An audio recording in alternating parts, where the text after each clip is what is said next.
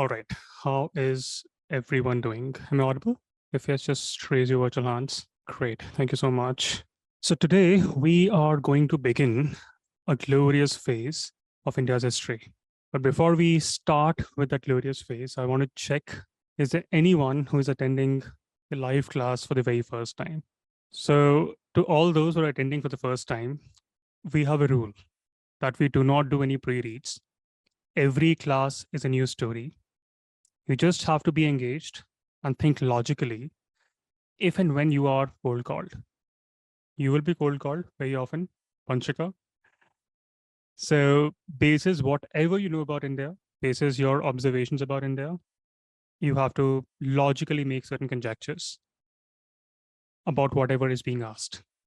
So do not fret, make all the mistakes that you can hear today and tomorrow and thereafter. The goal is simple, that you do not have to make mistakes if and when you are in the examination hall. Up until then, make all the mistakes. You won't be penalized for it.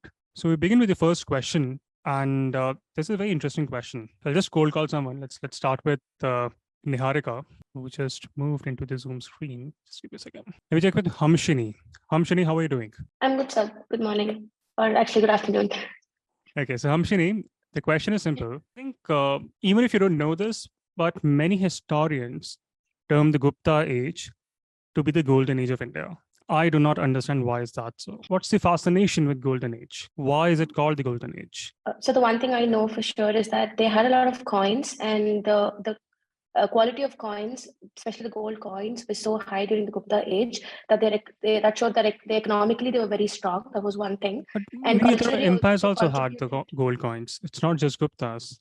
We read in the past that there were many other empires who issued gold coins. It's also because of the different economic trade groups, like guilds that were formed during the Gupta period. They were like the culturally, they were very sophisticated compared to the other stages. A lot of literary works were found, a lot of inscriptions, and even with respect to religion, there were a lot of in different ways they actually evolved during the Gupta period. That's probably why they're the golden age. And one more thing to add is that because when the Britishers had come to India, they had this dark age and golden age. The nationalist historians also wanted to portray that India also had its own glorious past during like the indigenous rulers. So they kind of made Gupta age into a golden age, but I'm not sure for 100% if it was actually a golden age, to be honest. Okay, fair enough. Well said. Anyone who has different thoughts? Praketa, what do you think? I think possibly this was one time again when in the Indian subcontinent saw a political unity. Praketa, the question is, so why not Mauryan age? In fact, Mauryan age was much more politically united. It travels across more regions than the Gupta age. Why don't we call Mauryan period to be the golden period of India's history? Why is it the Gupta period? The second other things that come to my mind are economic reasons, and possibly external geopolitical relationships that emerged during this era. As it is, this is the way you will answer when you don't know the answer. So good job there. But from here on, the goal is to gain much more facts so that we can address these questions with more preciseness. One last thought, and then I'll show you a video. Okay. And from that video, try to make certain conjectures. So let me cold call someone who has not raised his or her hand and someone whose video is off. Let me check with Banshika. She's a new one to the community. So Banshika, I completely understand that you have no idea about Indian history. You will get to learn so much about it in some time. But basis your observations, basis your limited information understanding, why do we call Gupta age as the golden age? And is it right to even call it the golden age? Good afternoon, sir. So first of all, I guess it can be based on the order that since in one of the classes it was mentioned that when we talk about the Mauryan age, it was the first ever age that was chronologically well accomplished by the historians. So there can be a certain comparison between the two. And since the Gupta age was pretty much more developed and more economically prosperous, so based on that, maybe it could have been called as the golden period of Indian history in terms of the ancient history. Okay. So my request is simple. From here on, for the next few minutes, not few minutes, few hours, have this question in mind and keep on questioning. Should we call it the golden period? If yes, why? If no, then why not? Okay, and in the end, we will be giving certain reasons. Why should we call it the golden age? Or perhaps not. But before that happens, just watch a video and then tell me what are your observations about it. Why certain things are happening in certain part of Silicon Valley.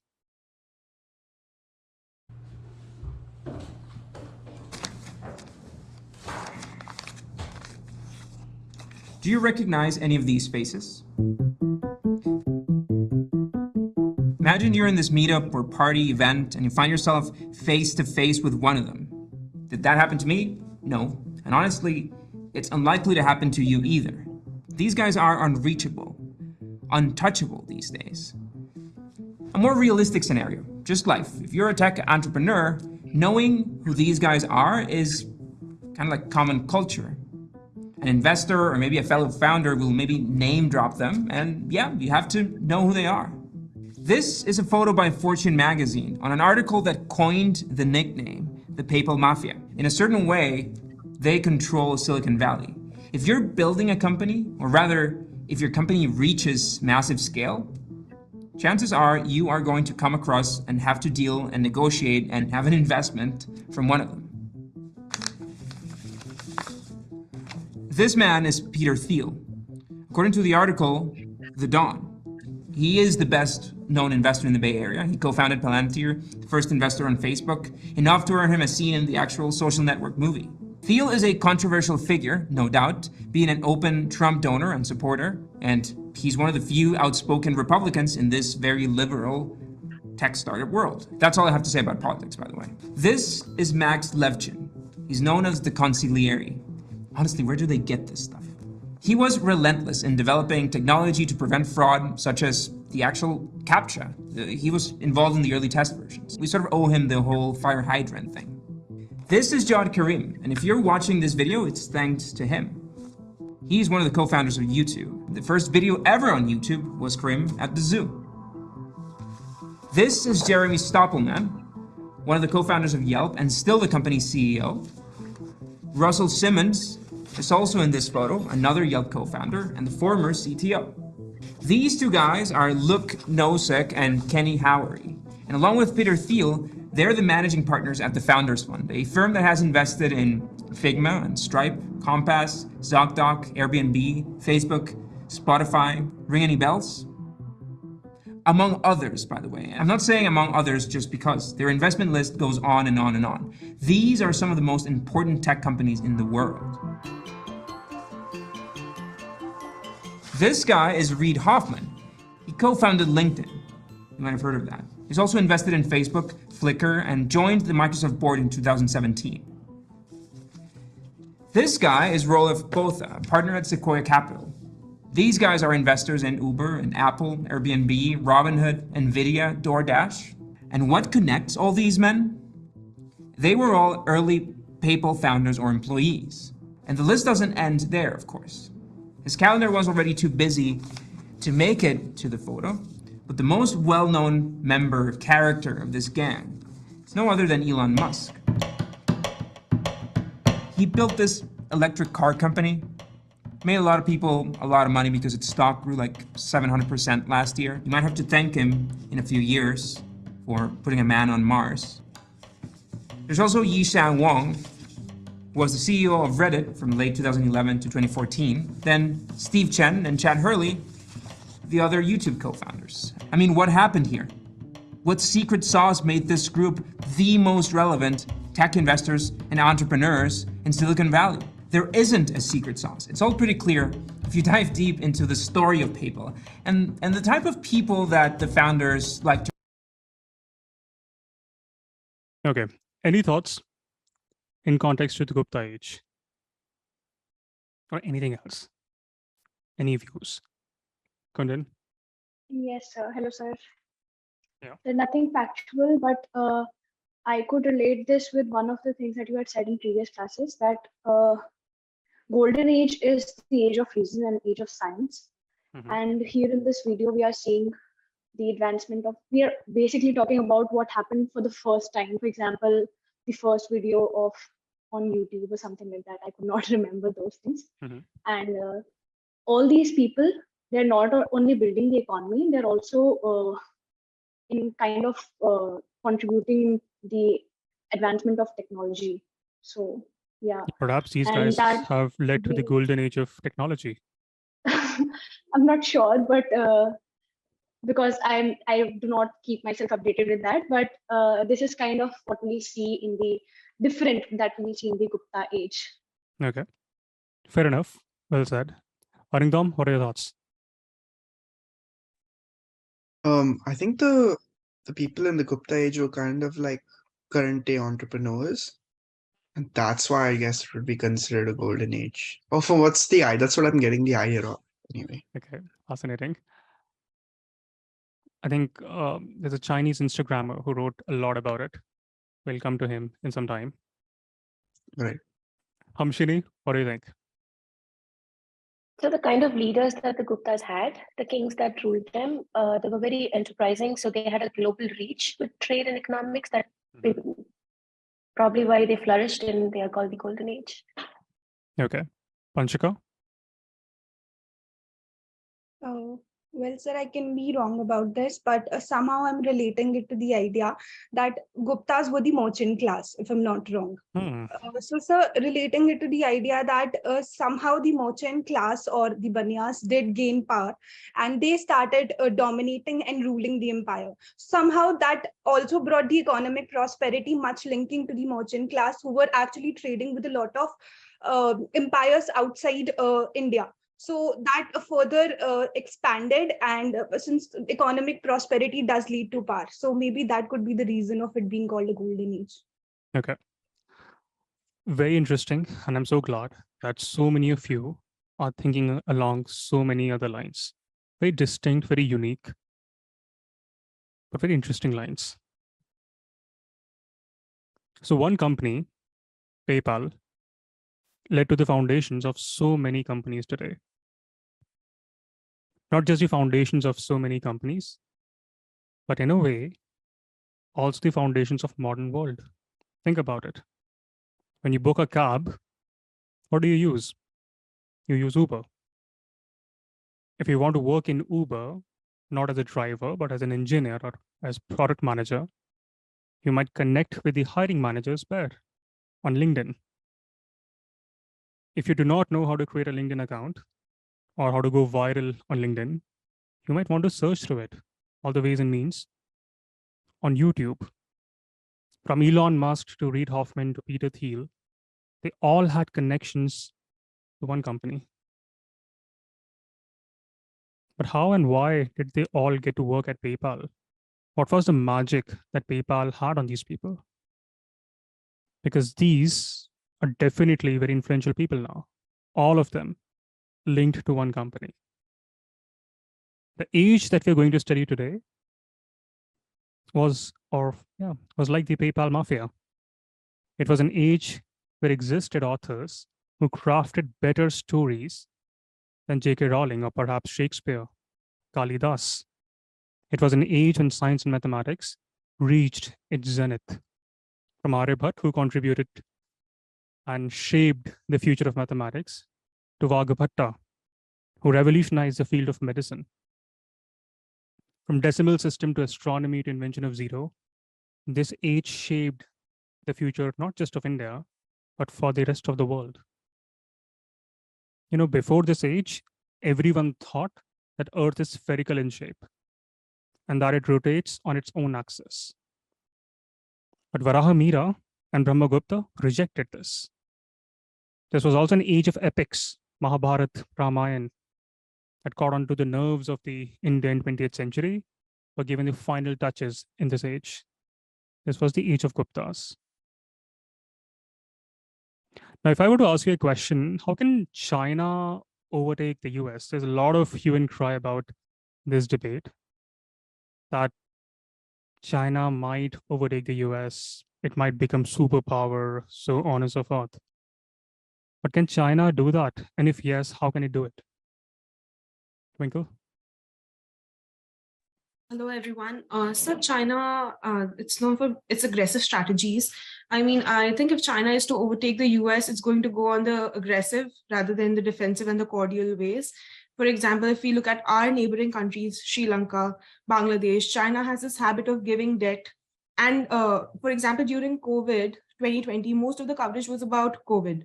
But Sri Lanka then started facing the crisis because they could not pay back the debt to the Chinese. And in turn, China, they took control over some of their port cities. So I think that is one way how China can probably overtake the US. And then it also helps our wonderful neighbor, Pakistan. So I think that is my take of how it can like overtake the states. Pratham, what are your thoughts? And thank you, I Twinkle, think for your interesting observations. Go on, Pratham. right now, because most of the world countries they trade using USD, I think the most effective way for China to surpass USA is to increase its importance of yuan. Yeah. You're giving very easy answers. You're thinking from economic standpoint. Is there anything beyond GDPs, anything beyond economy that is needed to rule over the world or to Soft become a power? superpower? Yeah, and how can China do that?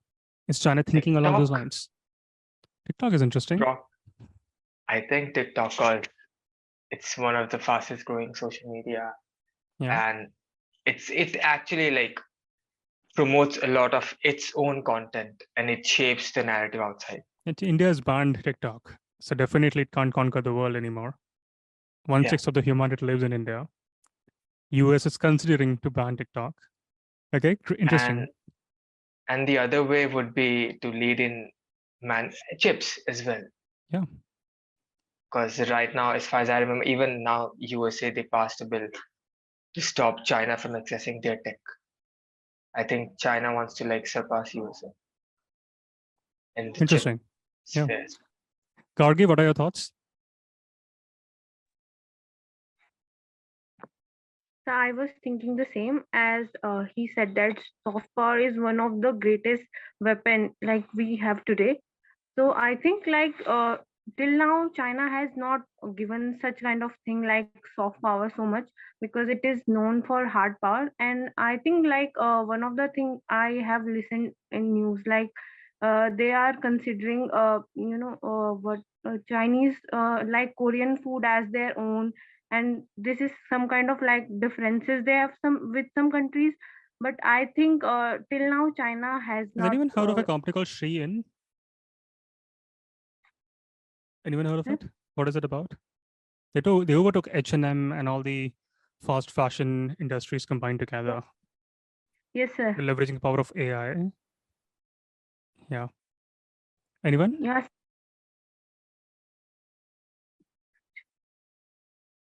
Chetan? Hello. Actually, in one of the article, I have read that the AI, the data power of China, and also their means in tech domain, they have developed so much that they can manipulate most of the datas in all around the world.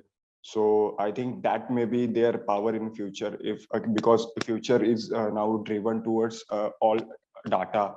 Means See, data but the science. problem here is if the world thinks that China is just going to conquer the world, it is going to unethically use data, it is going to unethically use AI. Do you really think that China will then conquer the minds of people? The world will always think that, yes, and will always look at China with some level of anxiety and angst. Yes, that may be the possibility, sir. I think I've said this before, and I will repeat this because it's an important statement, that memorable civilizations are about memorable achievements. And those memorable achievements are never about the conquest of land or conquest of money. It's always about the conquest of mind and goodwill. American culture ruled over our hearts for so many years. Why? Because of the cultural might. They ruled over our hearts. They sold the beauty or relevance of capitalism, whether you agree or not, but they did rule over the hearts. The world values the US because of the advancements that the US made in science and technology. When Mohan Bhargav tells the story of Swadesh, Shah Rukh Khan, he had to first tell the story of NASA, not the Chinese Space Agency. Even Chinese Space Agency is doing really good work. So if China were to really become superpower, it will have to rule the minds. And this is, I think, what China will now focus on. What are Confucius centers?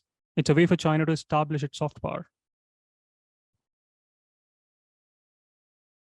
So thousands of years ago, an empire existed in India that was ruling the hearts of Indians. Of course, they fought so many wars. They captured the lands, but they also fought a war to capture the minds. And in that quest to capture the minds, the hearts and the lands, this empire created the golden age for India. Of course, not everything was rosy about this age, but still it is called as the age of gold. Now, what is happening in history today? Not just today, what's happening in history to whatever we have read so far? The breakup happened of the modern empire for whatever reasons. Satavahanas, Kushans, they emerged. Satavahanas had the stabilizing factor in the Deccan in the south. The Kushans performed the same role in the north. But both the Kushans and the Satavahanas will come to an end in the mid-3rd century BC. And on the ruins of Kushans will rise a new empire. The Guptas. Was Gupta Empire larger than the modern empire? No, it was not. But it kept the North India politically united for a long period of time. But how do we know about the Guptas? What are the sources? What are the most important sources through which we know about the Guptas? Of course, those sources will have biases, as is always the case in history. But how do we know about the Guptas? Manish, what do you think?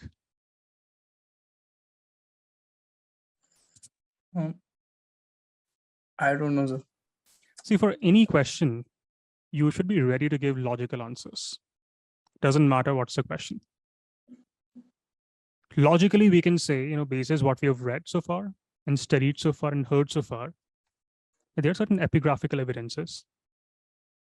There will be certain edicts that we saw during the time of Mauryans. There will be certain numismatic sources. There will be certain literary sources. We may not know the names of those sources, but we can broadly gauge that these could be the ways and means through which we can learn about this beautiful age or not so beautiful age, right? Yes, sir. So let's try from next time onwards, because now, see, in order to become a diplomat, you should start behaving like a diplomat. So give some shades of gray as the answers if you do not know the whites or the blacks. Okay. So now, Manish, let's give you another try. How do we know about the Guptas? I think some edicts, literature works that I think other dynasties will be written after Guptas. Yeah, makes sense. What else? You're going really well here. And coins of Gupta periods. Coins. The study of coins is called as numismatics. Yes, sir. Okay. And what else? And coins will tell you a lot of things. It also tells you how rich the civilization was in terms of the material of the coin that's being used. If it's bronze, if it's iron, if it's copper or gold. What else?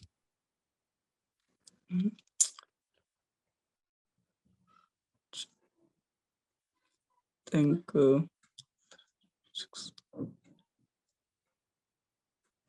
You're doing really well, by the way. So let's huge round of applause for Manish. Let's try and connect with Rohit. So how do we know about the Guptas? Rohit.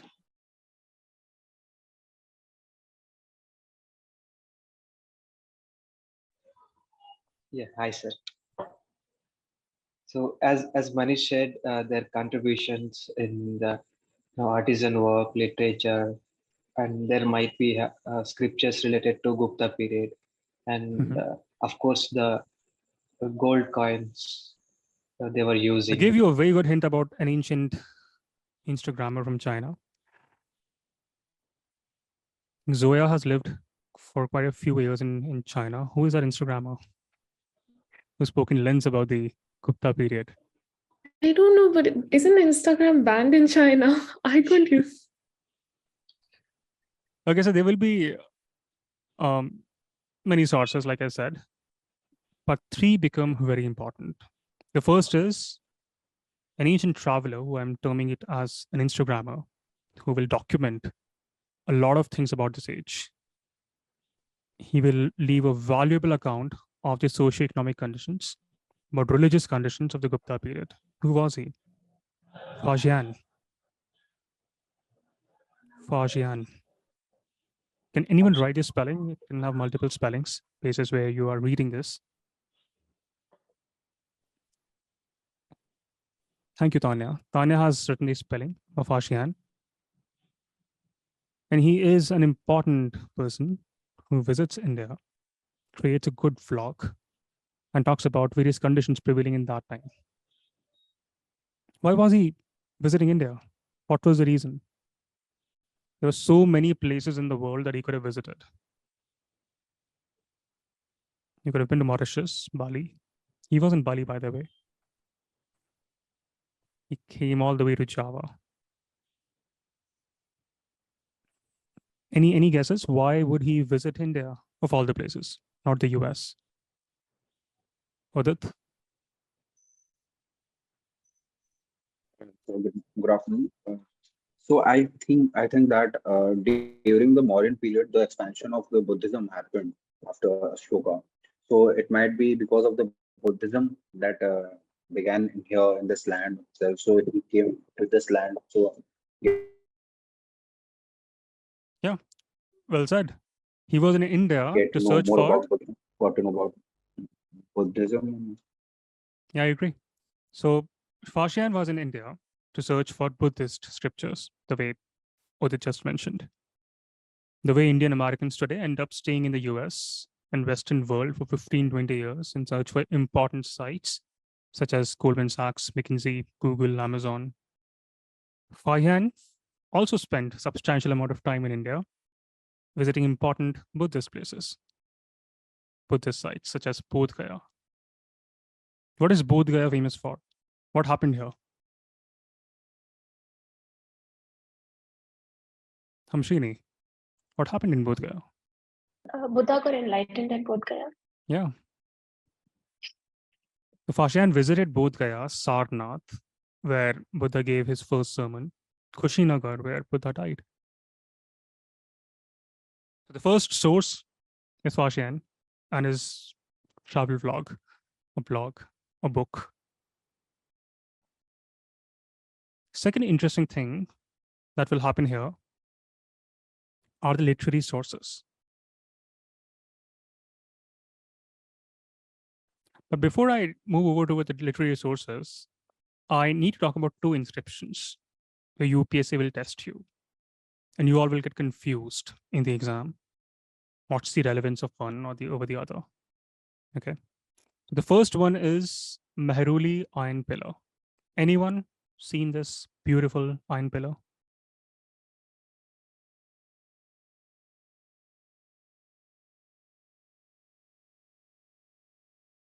Has anyone visited Qutub Minar? Seen Qutub Minar? Priyanka?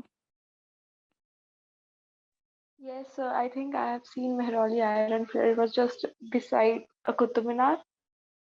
And I think at the time of Qutub Minarburg, it was taken and was erected there.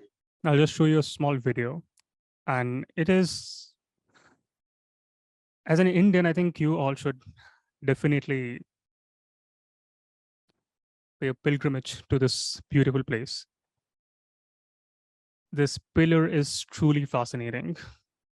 And because you haven't seen it, what I'll do is I'll just share a video so that you can see what I'm talking about, the beauty. And when you watch the video, you will also realize that it's much easier to remember this for longer duration. You won't be getting confused between this pillar versus the other pillar. Okay, so it's called the Mehruli pillar, I think. Mehruli iron pillar, very famous for various reasons, which I'll enumerate in some time.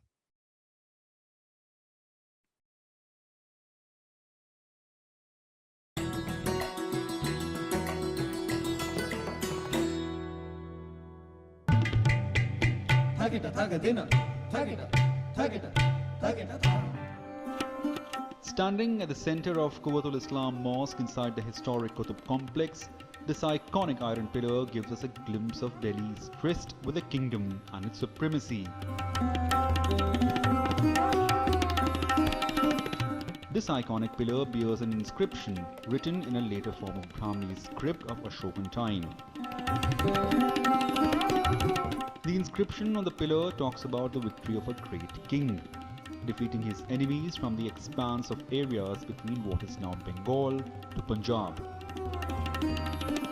The pillar is 7 meters tall and is 1 meter below the ground with diameter of 48 centimeters at the foot, getting slender at the top, measuring 29 centimeters.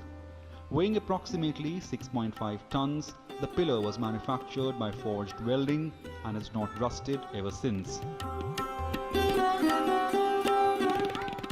As per the popular folklores, Delhi's Rajput king Anandpal Tomar gave this land a name based on this pillar. The story goes that King Anandpal Tomar was told by a sage that this pillar is immovable and rested on a hood of a serpent king, Vasuki. Out of sheer curiosity, Tomar decided to check the ground beneath the pillar, and surprisingly, he indeed found the pillar resting on the head of a serpent king. In an awe of what he has seen, Tomar bowed to the land and ordered to install the pillar back. The pillar could be fixed back firmly and remained loose, dhila as we call it in Hindi. It was here Delhi got the first variant of his name, Dhili, the land whose soil is loose.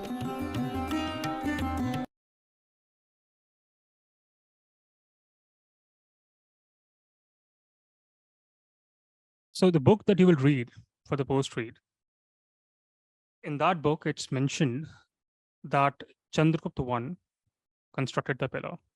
That is factually incorrect for UPSC preparation. Okay.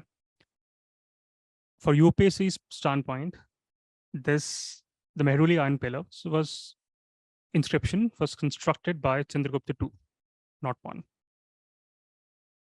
The pillar carries a number of inscriptions of different dates, but the oldest inscription on the pillar is that of a king named Chandra, identified as Chandragupta II, not Chandragupta I.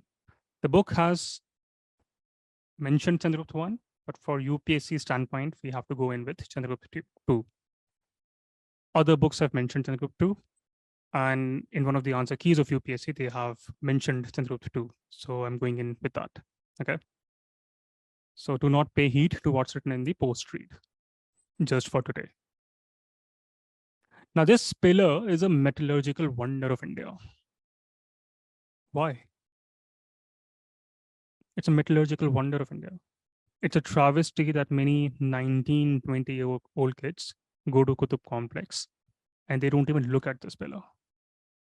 Asta? It hasn't rusted yet. Like it hasn't rusted. So I think that is. Despite being made of iron, it hasn't rusted. So many centuries, so much rain. This is phenomenal. I mean, so it's I don't know how, but I think IIT Delhi was doing a study. They have already completed the study, I think. But I know that they were doing a study. What's the conclusion of the study in terms of why it never rusted? Anyone know? What's the reason? Haringam? Yeah, I think it was because of the hydrogen phosphorus, the amount of hydrogen phosphorus present in the whole structure reduced its rusting rate significantly, because it was coated in such a way. I really don't know how, but apparently it was coated in such a way that the iron was completely protected and it never rusted. Okay, so thank you so much. But our goal is now to clear UPSC. UPSC usually confuses you with two names.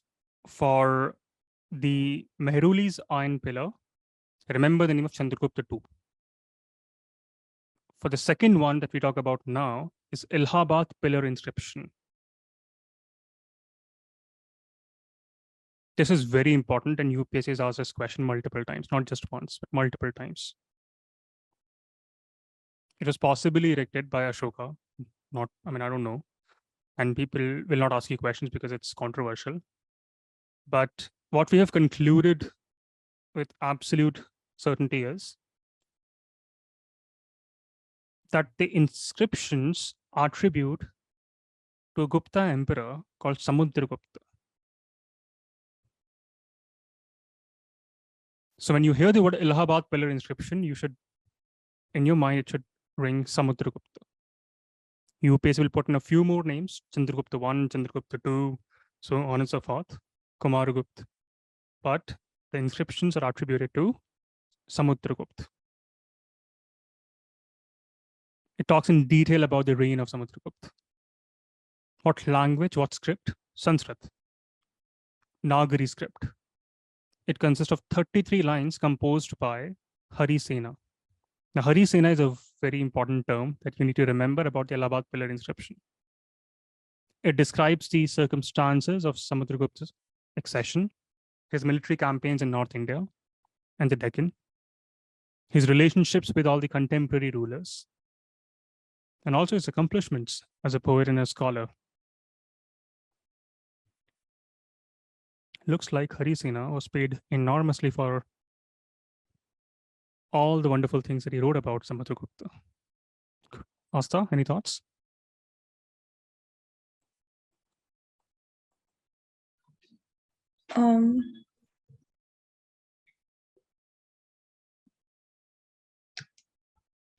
Could you repeat the question again? No question. Your hand was raised, so I thought you had anything to ask. No, I don't know how I'll unraise it, but I can answer it if. I'm very sure you can answer any question. That's what we're preparing for. But the two things you need to remember, especially for preliminary exam. Mehruli iron pillar, Chandragupta II. Allahabad pillar inscription, two names. Poet Hari Sena and Samudragupta. That's it. Now, who is the founder of Gupta dynasty? 320 AD is when, or 320 CE is when they're coming into existence. So who is the founder of Gupta Empire? Was it Chandragupta Maurya? Gurpreet, who do you think is the founder of the dynasty? It's Sri Gupta. That's such a Mr. Gupta. Makes sense. Easy guess. So Sri Gupta was succeeded by whom?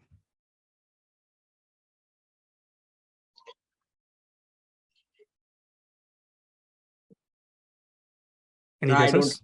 I don't recall, sir. Okay. So he will be succeeded by someone who is irrelevant, at least for our purposes. Gharotkach. These were two people who were termed as Maharajas. But then came Chandragupta I, who will change the course of history for this empire. Why? What will he do? If UPSC asks you a question, who is called as the Maharaja Diraj in the history of India? It was Chandragupta I, the great king of kings. But why? What did he do?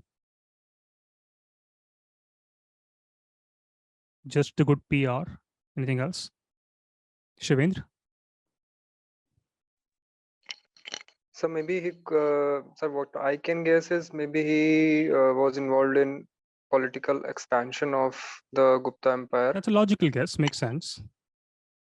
But how will he do it? What will be the ways and means to which he will go about expanding? Hamshini? The matrimonial alliances, because there was one coin that actually gave some kind Yeah. of information about he married somebody from the, I think the Lichavi prince or someone.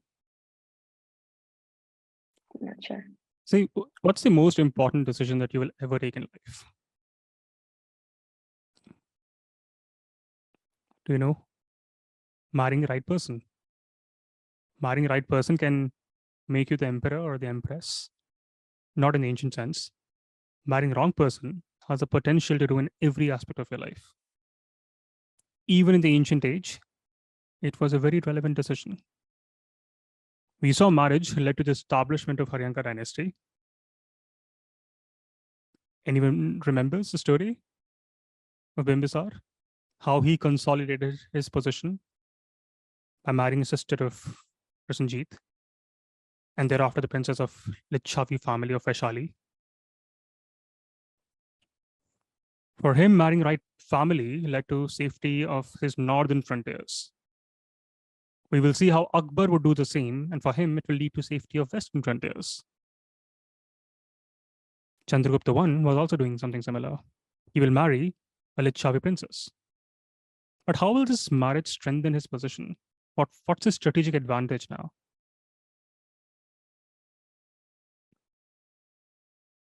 History books have written about this marriage, so it has to have certain significance. What's so important about the marriage?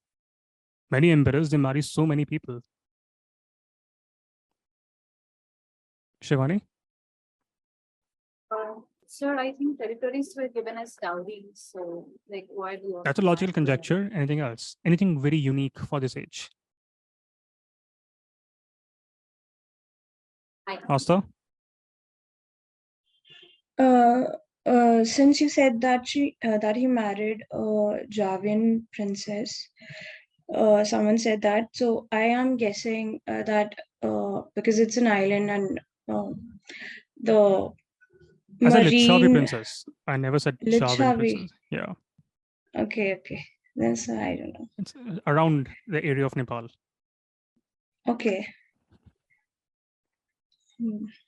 Okay, no worries. I think someone gave a very interesting hint at the beginning. I think it was Panchika. Could be wrong. Panchika, any thoughts?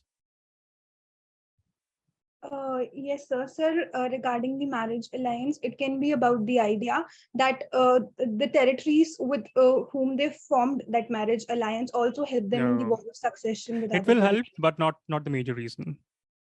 Okay, sir.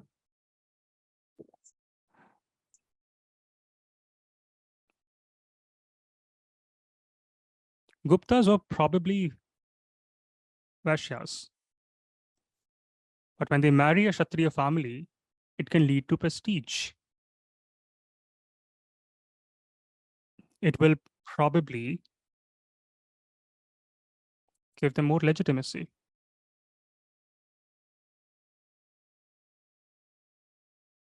And that was perhaps the reason that some historians have noted why this marriage was critical for Chandragupta I. Now, Chandragupta I will be followed by whom? Who will be the son of Chandragupta I? Aditya. Sir, I don't know. It could be Samudragupta. Why not Chandragupta II? Sorry. Wait a sec. I was going to say Chandragupta II. Zoe, what do you think? Who could be the son of Chandragupta I? Samudragupta, I don't Why not Chandragupta too? know. I should imagine the name will repeat itself with the buffer of a generation. Yeah, makes sense. So it's not Chandragupta 2 who will precede Chandragupta 1. It will be Samudragupta. Samudragupta will be the blue-eyed boy of this empire. Why? Because now Gupta kingdom will further expand. It is said that he was opposite of Ashoka. Ashoka believed in the policy of peace and non-aggression, but Samudragupta loved violence and conquests. But how do we know this? Any guesses? I gave a few hints. Udit, I really hope that you guys answer this question. Am I audible? Yes, you are. Yeah. So I think the foreign travelers, the Chinese travelers who No. came to India because no. Right now. Is it the Allahabad inscription which talked about Samudragupta in detail? Yeah, and who wrote about him? Hari Sena, the poet. Hari Sena. Exactly. So whatever I'm teaching, listen to it very carefully because this will form all the answers. That's all we know about Samudragupta. All the expansions, all the escapades, all the beauty, valor, nonsense. Because he paid a lot of money to Harisena. Probably in NFTs.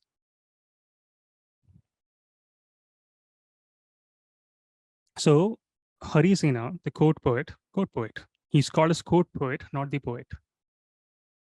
He wrote a glowing account of military exploits of his patron in a long inscription where he enumerate the people, the countries that were conquered by Samudragupta.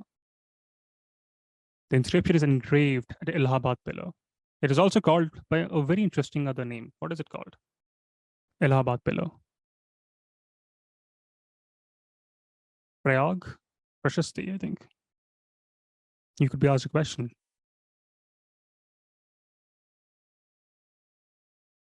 Prayag Prashasti also carries inscription of peace-loving Ashoka, but in the same inscription, there are also talks about the violence-loving Samudragupta by court poet Harisena.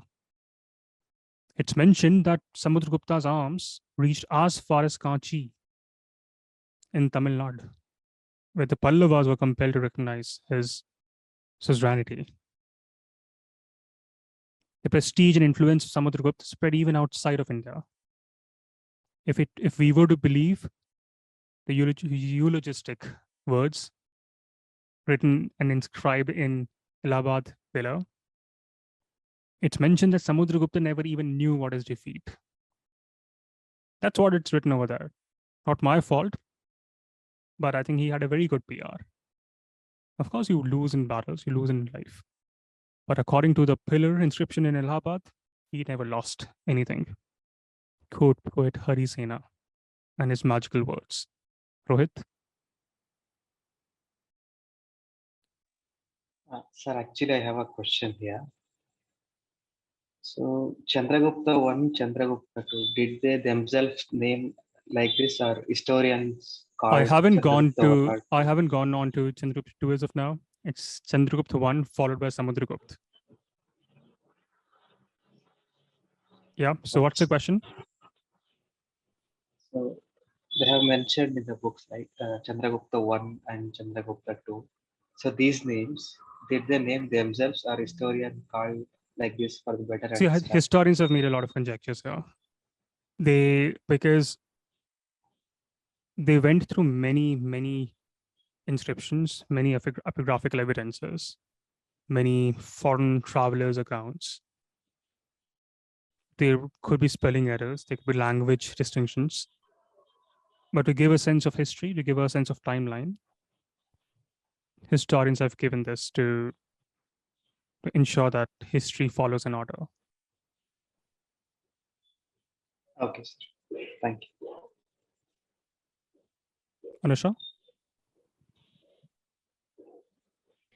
I have a question, sir. Is there any importance to this Lichavi family? Because all of the kings are like after Lichavi's princesses. Am I supposed to know something from UPSC standpoint, or is it just okay if I just leave it?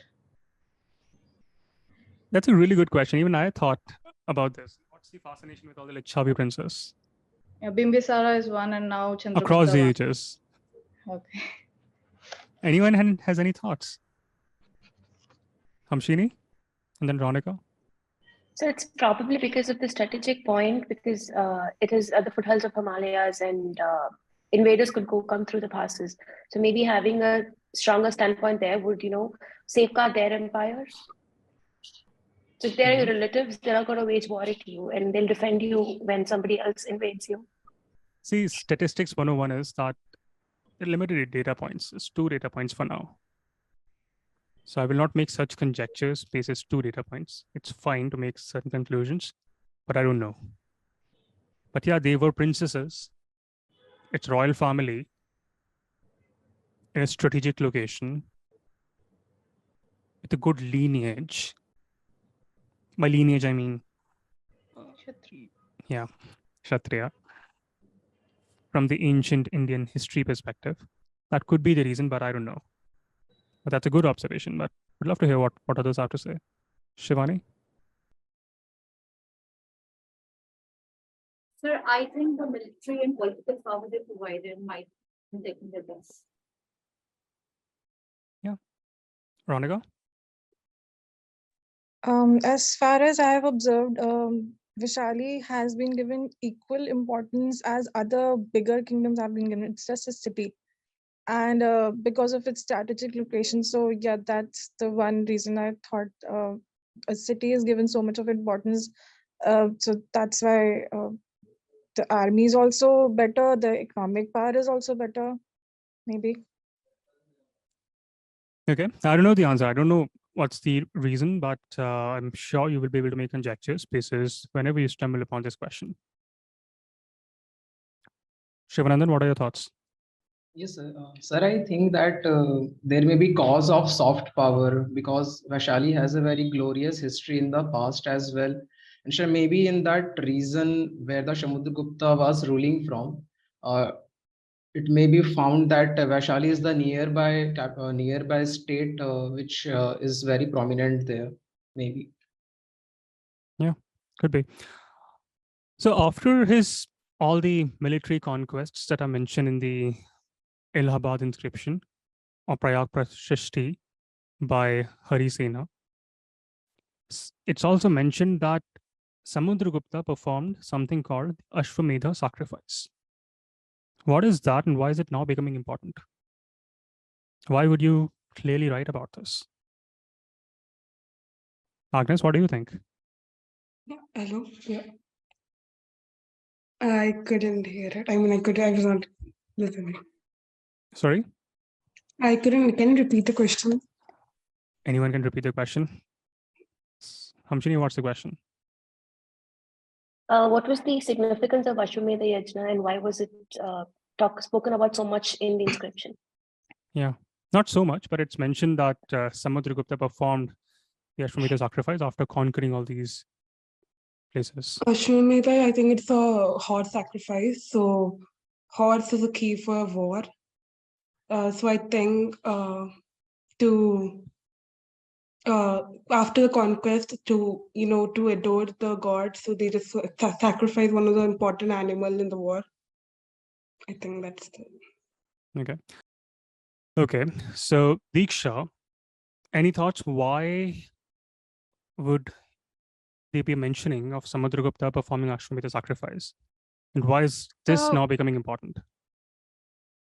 So this kind of indicates that Samudragupta practiced Hinduism or followed the Brahmanic culture. Yeah. Traditions. This is interesting. Religion is now playing some role. So what is Ashwamedha sacrifice? It's a Hindu ritual that was performed by the kings and emperors in ancient India.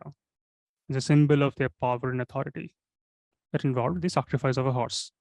It's a very elaborate procedure. Let's not go into the details of it, but it relates to to Hinduism. Although Hinduism, as we know today, never existed in the past, they were Vaishnavites, they were Shivites. Samudragupta also issued gold coins and silver coins with the legend, restorer of Ashwamedha. That was written. He's a restorer of Ashwamedha. Books in India, and many of the books that you will read, could be NCRTs, could be the Tamil Nadu books. They will mention about his military conquests and achievements. And they will mention him as someone who is an Indian Napoleon. It is a travesty that Indian authors will write this, but they do write it. And that's what they're teaching to kids. Napoleon came thousands of years later after Samudragupta. This is a classic example of slave mindset. So the Allahabad pillar, which you will be asked in the question, you will be asked in UPSC in prelims, Harisena and Samudragupta. It also speaks of his polished intellect, his poetic skills, his proficiency in music. Samudragupta even issued coins depicting him playing veena. He was a patron for many, many poets and scholars. Harisena was one of them. He was an ardent follower of Vaishnavism. But does this mean that he was not tolerant of other creeds? What are your thoughts? What would he be doing with Buddhists and Jainis? Nihal? Hi, sir. I raised the hand for Ashwamedha question. I have doubts. Can I ask? We've moved past. The question is, why would they, what would he be doing with other religions now? He was an ardent Vaishnavite. Was he tolerant of other religions? To win the confidence of his people. Sorry? To win the confidence of his people. That he supports other religion. Okay. Shipra, what do you think? Sir, they had marriage alliances with Lichavi princess, and Lichavi previously used to patronize Buddhists. So, and he was an ardent Vaishnavite, but he still revived Ashwamedh, so Brahmanism, and so maybe he was tolerant of other religions as well. Okay, a quick clarification, because there seems to be some confusion about marrying a Lichavi princess. His father, Chandragupta I, did the marriage. Yes, sir, but that would be his mother. So the Lichavi princess would be his mother. Makes sense. Well said. So, yes, he was very tolerant of other creeds as well. In fact, he evinced keen interest in Buddhism. He was a patron of great Buddhist scholar called Vasubandhu. Now, after the reign of Samudragupta, his son will come into prominence. And his son is perhaps the most important person in the entire Gupta dynasty. If you were to think of Gupta dynasty, always remember of these three people. The first one is the Chandragupta I, not Mr. Gupta, who was the founder. Second one is Samudragupta, mentioned in detail in the Allahabad inscription. The third one is extremely important. And that's why perhaps Gupta period will become the golden age, because of his rule. Who is he? Such an important personality. Do you know his name? Gurpreet? I can't hear you at least. Okay, Shruti, what do you think? Who could be? Vikramaditya. Vikramaditya. He's also called as Yeah, his Chandragupta II. other. Yeah. He will become Vikramaditya after some time. After He he was also- conquer certain parts of Western India. But Yes, for sir. now, he's being called as Chandragupta II, Vikramaditya. That's the full name. Let's call him with that, so that you can also remember for the exam's perspective. The reign of Chandragupta II, Vikramaditya, saw the high watermark of Gupta period. And like his grandfather, Chandragupta I, he also extended the limits of the empire by marriage alliances and conquests. He led many conquests, but one very famous conquest for Chandragupta to Vikramaditya was the conquest over the Western Sea coast. Why is that important? The Western Sea coast. Because this conquest will make Gupta Empire the economic power. It's so important that they will now be changing capitals. What was the capital of Gupta period? Hamshini? So Patliputra. Yeah. So Patliputra was the capital. Absolutely. But after some time, Ujjain will also become the second capital. Shivendra, any thoughts? Sir, I raised the hand to answer the question which you asked. Why the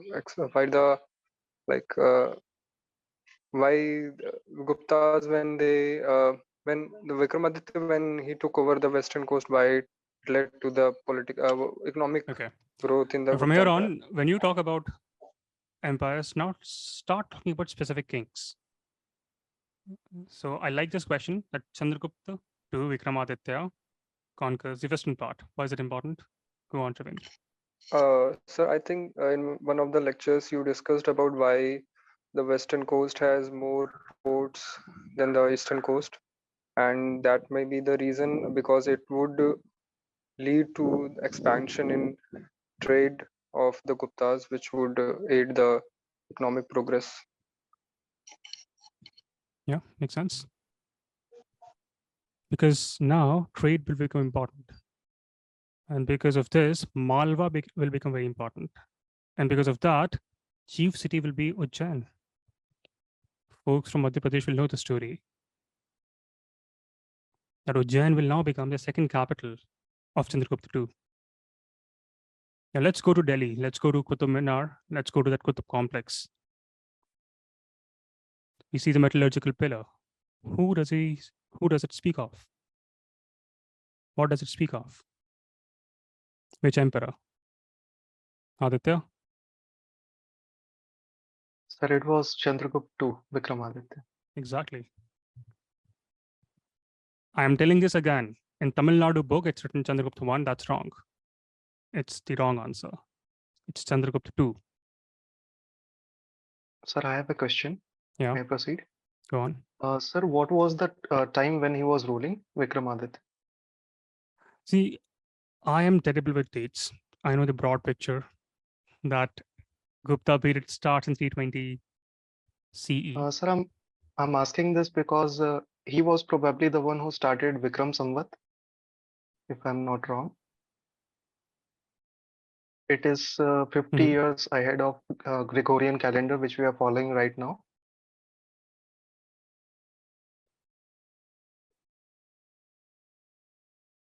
So, let me check with others. It's a very factual information. I don't want to give you a wrong answer here. Shivanandan, what do you think? Actually, sir, the Vikram Samvat was started in around 78 CE from Vikramaditya. Thereafter, this was the epithet of Vikramaditya. This was the honored by the king as the Samrat kind of thing. So it was actually Vikramaditya defeated the western portion of the western kingdom of the Shakas. Yeah. In Western India. Yeah. So about the exact date, my advice, go through standard books or Google it. I won't be giving you wrong information. So I'm not sure about the exact date here. Okay. So it's a factual information. You can definitely fact check it.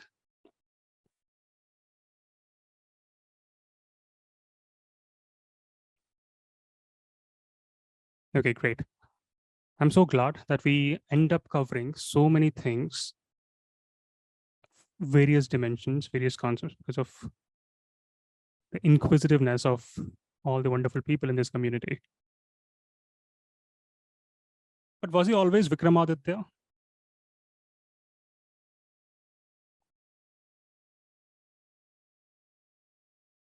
Paringdom, what do you think? Was he always Vikramaditya? He was born as Chandragupta II Vikramaditya. Or did he take this title some time later?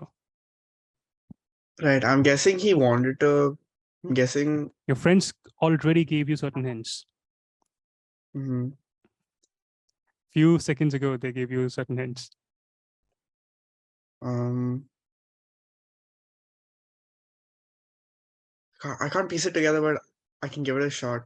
I guess he Mhm. wanted a, as in why did he rename himself as Chandragupta Maurya? Not Chandragupta Maurya. Vikramaditya. Chandragupta Oh, Maurya I was a mean, different century. I mean, Vikramaditya. Okay, Anshuman, great attempt, Yeah, by the way. I'm lost. No worries. I'm lost. Sir, I think he defeated that Western conquest. After that Western conquest, he was named Yeah, Vikramaditya. he was not always Vikramaditya. He will take up this title.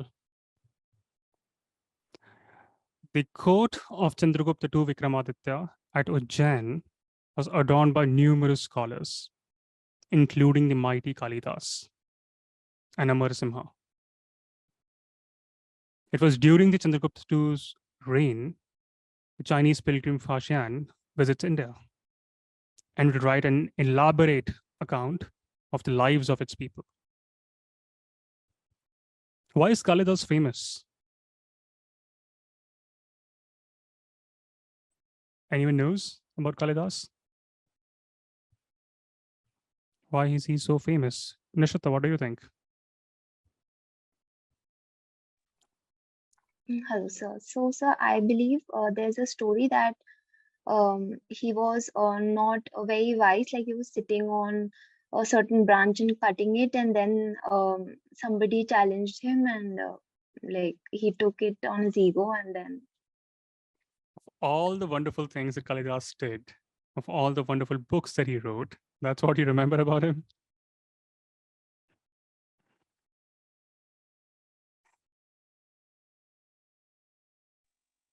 yeah. So I believe that was the beginning of his story, and then he Mhm. went on to doing great things. Okay. Shivanandan, what do you think? What is he famous for? Sir, he is basically for the works in the literature field. There are many dramas called Abhigyan Shakuntalam and Meghdutam, like of wonderful pieces of literature. And sir, it also gives us about the social or the or some part of the historical events So if of that UPSC were to particular ask time. you, in under whose reign did you see Kalidas? Under whose rule we saw Kalidas? Under whose rule certain books were written?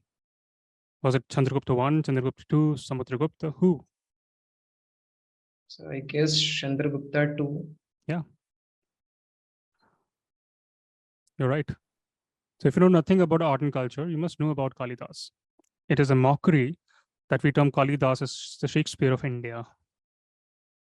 He is widely regarded as one of the greatest literary figures in the world.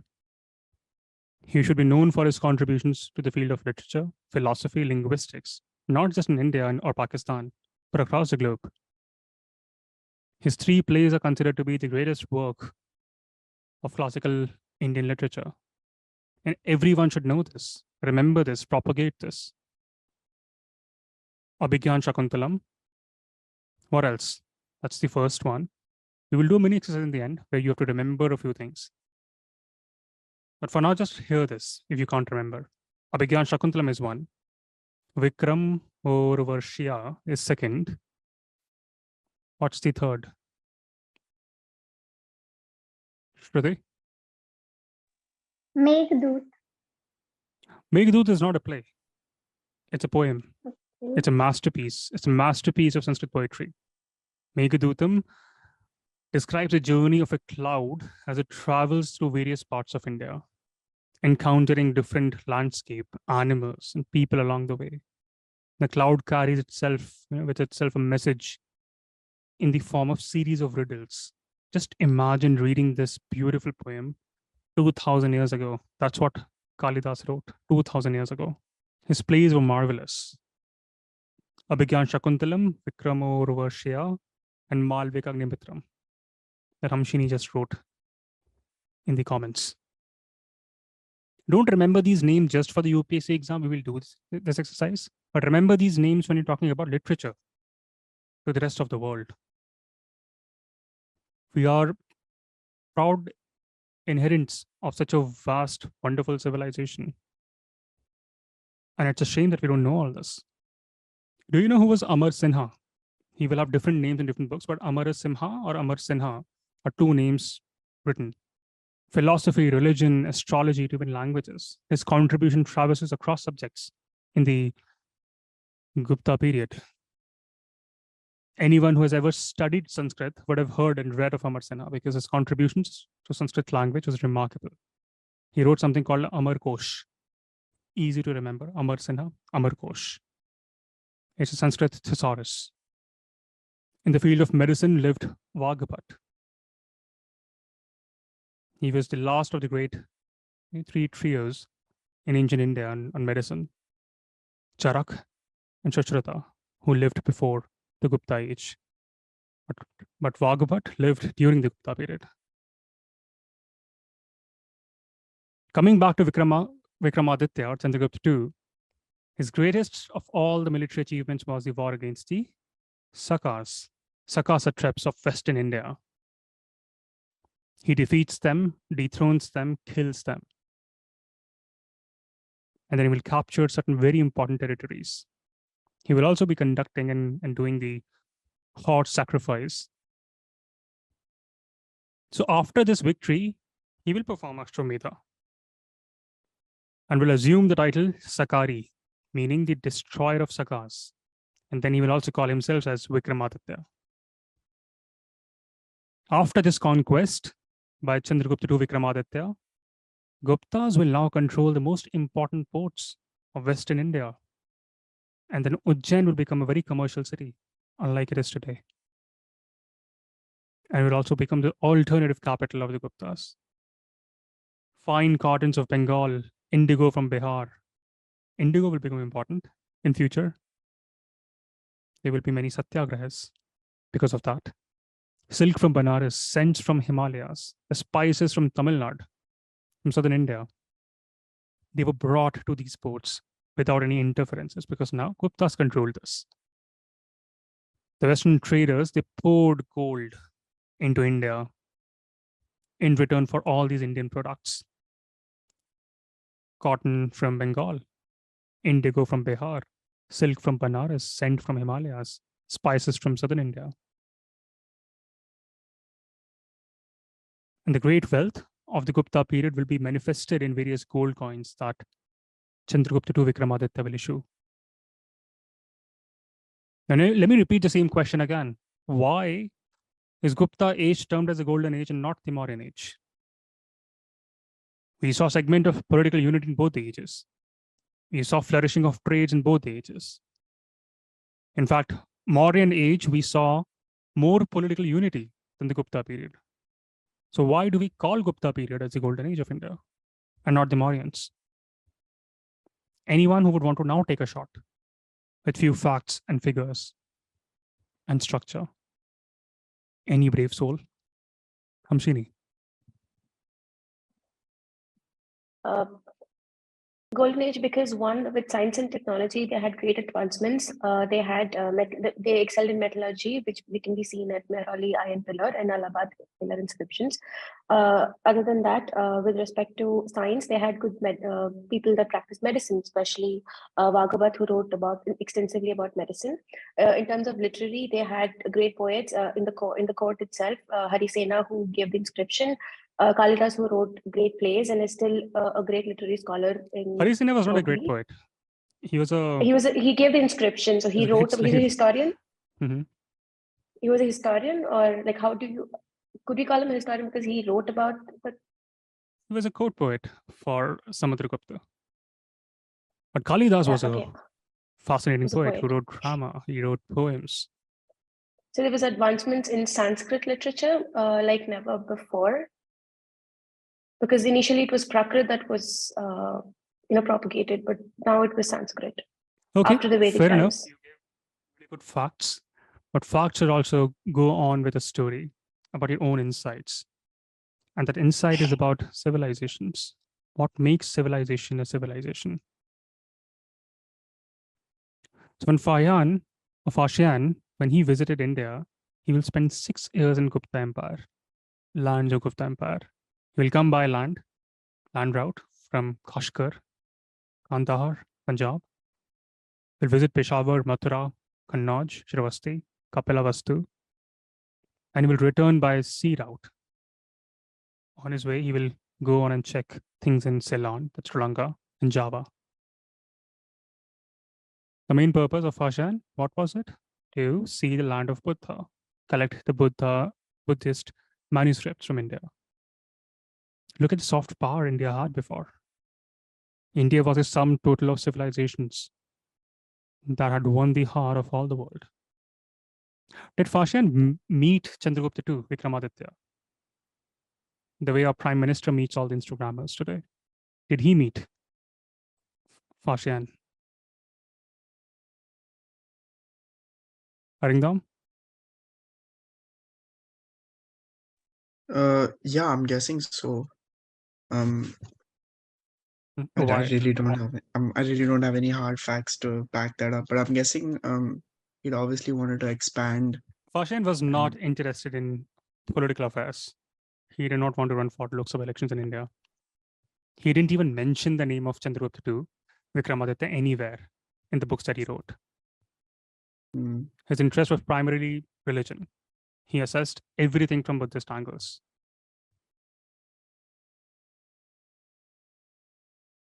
So if I were to ask you, under whose leadership did Gupta Empire reach its peak?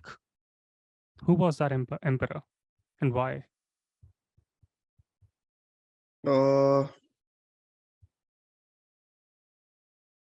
At its peak at the time, I'm guessing, if I'm not getting this wrong, Vikramaditya or Chandragupta Vikramaditya. Yeah, you're right. Okay. But I have my own biases. I will, for examinations perspective, I will write Chandragupta to Vikramaditya because of his escapades in the western part of India, conquering strategic locations, thriving trade with the Romans, beautiful literature being created from Kalidas to Amar Sinha, to mathematics, astronomy, all of those things thrived in the age of the Chandragupta to Vikramaditya. But his son was also a very fascinating character. His reign was marked by peace and prosperity. His son's name was Kumargupta. And Kumargupta laid the foundations of Nalanda University, the Harvard or the Stanford of ancient India. Nalanda University emerged as an institution of international reputation. It was Kumargupta who laid the foundations of that university. But now the question is, what led to the fall of such a mighty empire? Okay, I have no idea. You all know the reasons to it. There will be internal reasons, there will be external reasons. There can be economic reasons, there can be political reasons. Not just Gupta Empire, could be millions of other empires. Praket, the monsoons part is a hack that you will use when you have absolutely no idea. Banchika? So what led to the, let me change the question for Banchika. So what led to the fall of the Soviet Union? That's modern day history. Yes, sir. So it can be the idea of the expansionist theory that they had. Since they were so much into the idea of expansion that it kind of weakened their rule. They were not able to actually... Just explain this to the entire class. Expansionism led to what? Because of expansionist policy, Moscow was now conquering Kabul and various parts of Eastern Europe. People living in Moscow could not see any relevance of gaining prominence over territories that have no relevance for them. We're paying taxes for it. So expansionism leads to a lot of economic issues as well. So at the same time, I believe that it also creates a mindset specifically for the commoners that a particular nation is actually trying to dominate the entire world. So somehow that actually led to the rise of, that actually legitimized the idea of US to provide a democracy in Kabul. Okay, so there were So external reasons as well. Yes, sir. US, in the name of democracy, has been exporting something else. But there were external reasons. NATO or the US pressurizing the Russians or the USSR back then. There were internal reasons, large territory. External extremities makes no sense. There could be decline in economics. Soviet economy was heavily centralized and controlled by the state, which led to inefficiencies, right? And lack of innovation that we saw in the Silicon Valley. Now let's bring this same logic to Gupta age. Who would be external players? Who will be the US or NATO pressurizing the Guptas? There will be certain external players. Invasions by Huns from Central Asia. Successor of Chandragupta II had to face an invasion by the Hunas from Central Asia. Malwa, the important part in Gupta's empire, Hunas will occupy it. They will occupy substantial portion of central India, where inscriptions have been found. The other threat was Yashodharman of Malwa. Yashodharman challenged the authority of Gupta in Malwa multiple times. In fact, in 532 CE, date is irrelevant. He will build a pillar of victory commemorating his quest, his conquest of almost the whole of North India, although his rule will be short-lived. But he did blow a few punches to the Gupta Empire. So these were external reasons, the Hunas, the Yashodharmans. What were the internal reasons? What were the internal reasons for the USSR?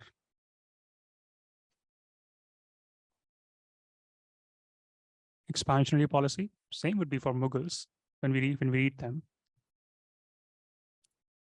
Rise of fiduciaries. Who are fiduciaries? Avadut. Panchaka.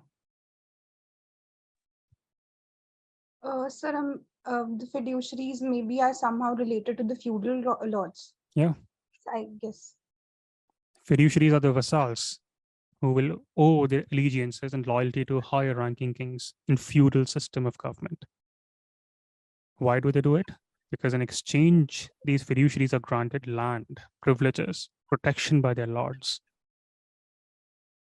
And when the empire gets very large, central administration weakens, fiduciaries gain power and control. They would want independence. They will hate the central authority. This will happen in the Mughal ages, in the later Mughals, and this was happening during the Gupta period as well. Many fiduciaries, they declare independence. Guptas also had weak successors, the way Russians had weak rulers. After Stalin, after Nikita Khrushchev, even they had weak successors. Although initially Gupta king Skandagupta took effective measures to stem out the Hunas, but his successors were very weak and were unable to cope up with the Hunas invasions. And when you have so many invaders, the most important part, the Western India, that made Gupta Empire the Golden Empire, they will lose it. They will lose all the trading ports. And when you lose that, you will lose the economic edge. And when you lose the economic edge, empire will not flourish. In fact, the loss of Western India, which seem to have been completed now by 5th century, it ruined the economic riches of this empire. It crippled them economically. And in the northern India, you will see princes of Thanesar establishing their power in Haryana, and then gradually moving towards Kannauj.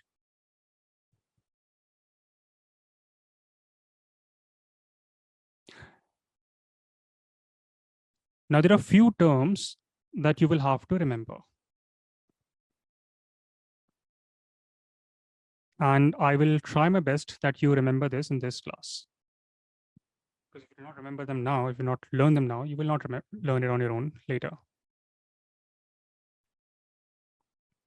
So when we talk of Gupta age, I think there can be no Gupta age class if we do not highlight or re-highlight the art and architecture, literature and science. Advancements in these areas are the reasons why we call it the Golden Age. This was an age of metallurgical wonders. Let me show you a video of one of the metallurgical wonders that you have to remember, which the British stole from us.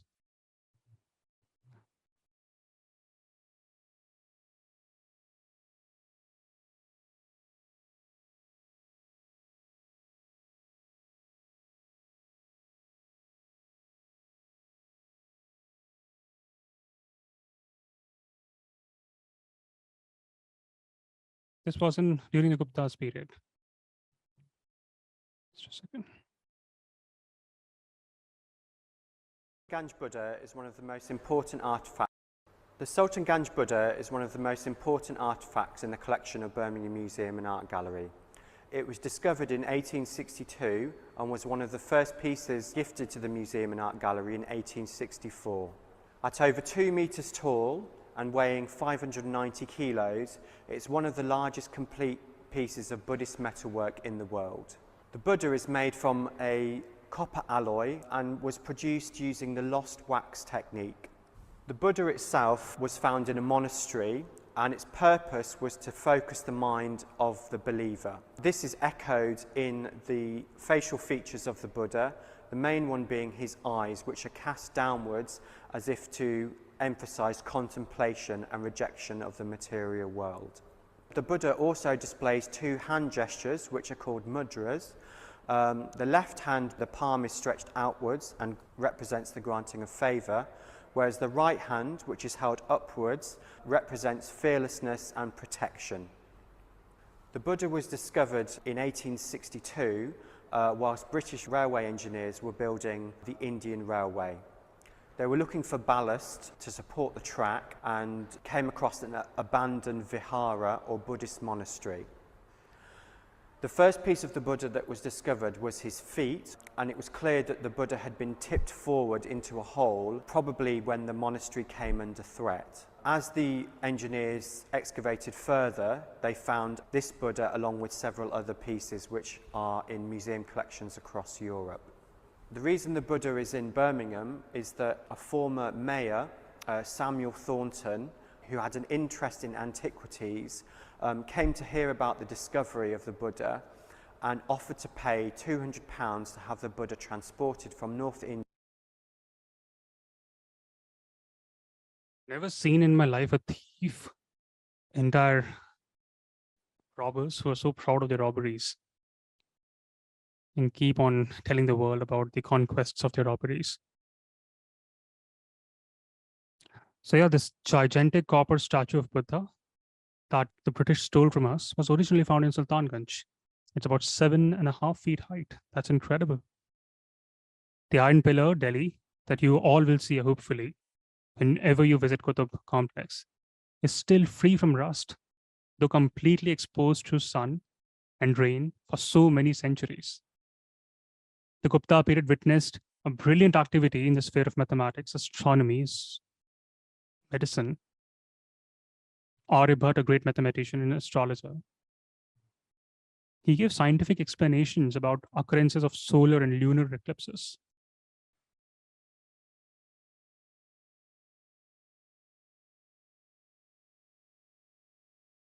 Literature was marvelous.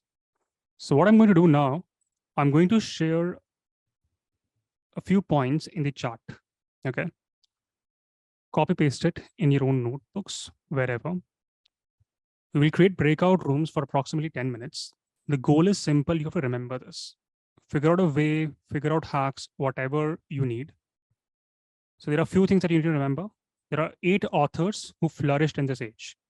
The first one is Kalidas. He wrote 8 books. You have to remember these 8 books by heart. If UPSC asks you a question that which book is written by whom, you should be able to answer this. Okay. There will be another author called Vishaka Datta. He will write Mudra Rakshasa and another book. There will be someone who will write Panchatantra stories. Who is the author of it, of Panchatantra? Anyone knows? Shivanandan? So Pandit Acharya Vishnu Sharma. Yeah, Vishnu Sharma.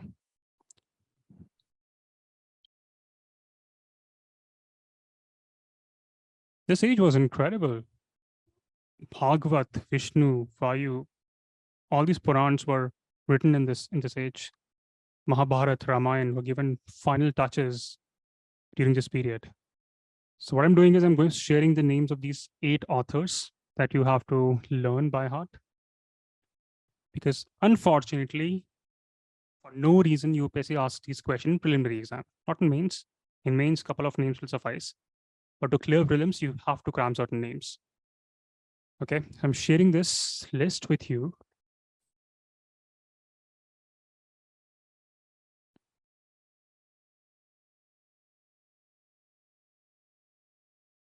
Do you have access to this? Now, what I'll do is just copy paste these names in your notes. And now I will create breakout rooms for approximately 10 minutes. The goal is simple. Figure out ways, means, hacks, whatever, but you have to cram these names.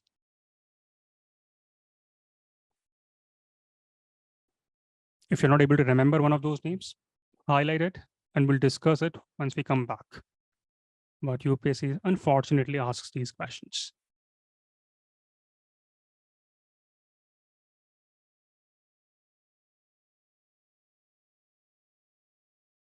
All sorted? Should I create breakout rooms? Is anyone facing troubles in copy pasting these names?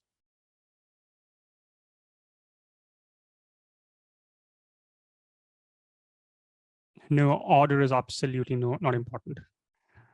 You just have to remember the names of these authors. So Kalidas wrote these 7 things.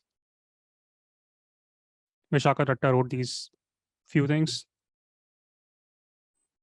Shudrak wrote few other things. Bharvi, Dandan, Shubhandu, Vishnu Sharma, and Amar Simha. Avdut. So all these authors were at the time of Gupta, right? Yes. Okay. Thanks.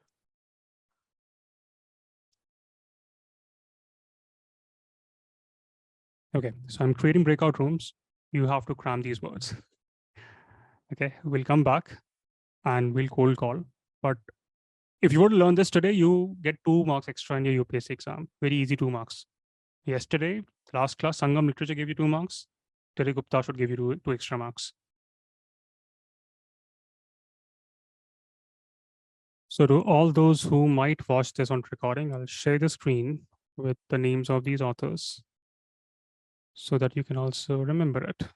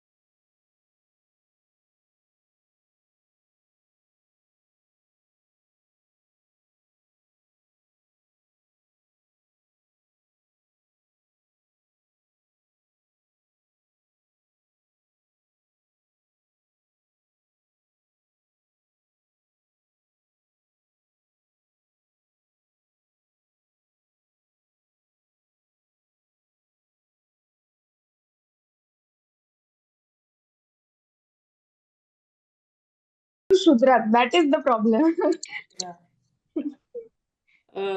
Mirch Tikka and Sudra.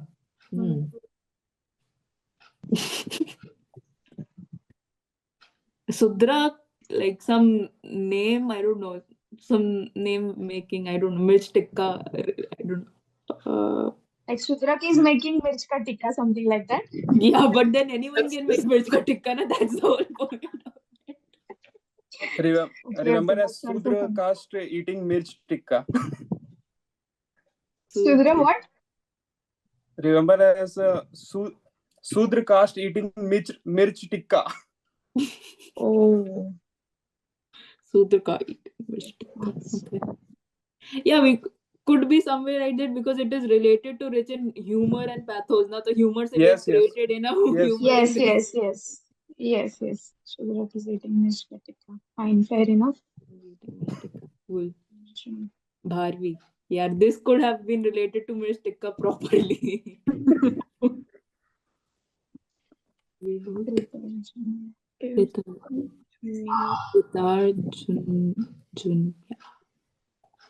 Kritarjunya.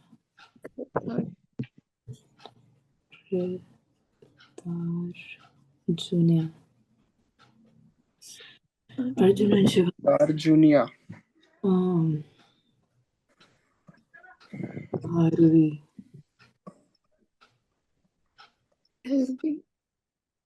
Kritarjunia.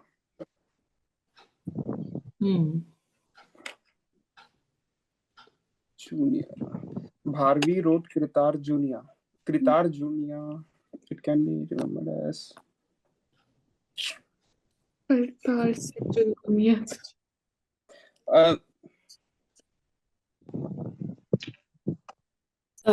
I'm not even sure, but is it like Kripal या Kritar कोई जो सिख का weapon होता है ना? Kripan. So I am able to relate it to conflict कि हाँ उसको protect करने में, but I am Bharvi को कैसे relate करना है? That is. Bharvi is the girl who conflicted between the two brothers, Arjuna and Bharvi is the reason for the conflict between Arjuna and Shiva. And then God, she owns a Kripan या फिर Kritarjunia. Kritarjunia. I'm making like way weird stories. Yeah. The weird the story is like we can remember it better. To remember it. I think we'll remember the story. We made something like this. Okay. It's becoming a Bollywood good masala movie. Yes. Cool. The last one is pretty simple actually. Both have the Amar as this first name. So Yeah, last one is quite simple. Amar Simha and Amar Kosh. Nice. Let's go to Dandin.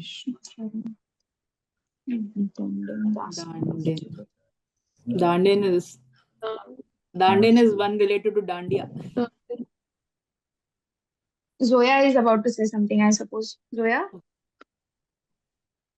You want to add something? No, I was reading. Okay, fine.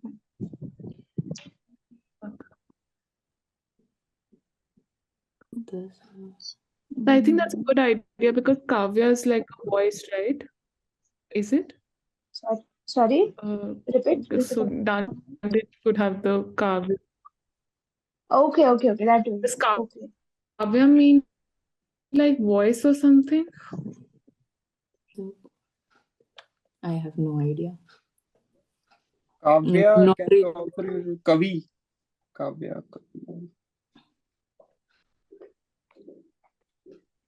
Kavya Darshan. Yeah, like we can do that, or it could be just a girl's name, Kavya Darshan.